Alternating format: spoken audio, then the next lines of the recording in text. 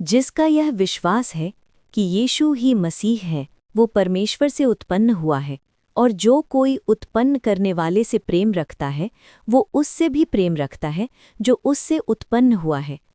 1 यूहन्ना 5:1।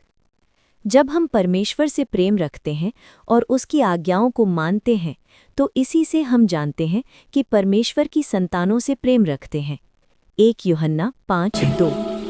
और परमेश्वर का प्रेम ये है कि हम उसकी आज्ञाओं को मानें, और उसकी आज्ञाएं कठिन नहीं।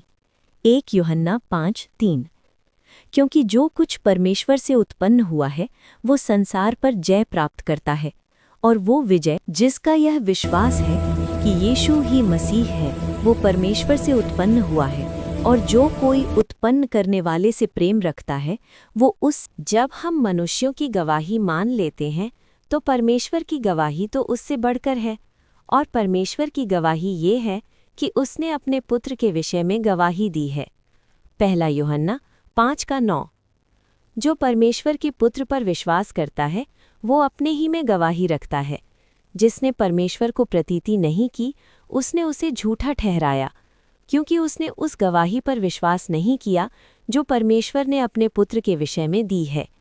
1 यूहन्ना 5:10। और वो गवाही ये है कि परमेश्वर ने हमें अनंत जीवन दिया है, और ये जीवन उसके पुत्र में है। 1 यूहन्ना 5:11।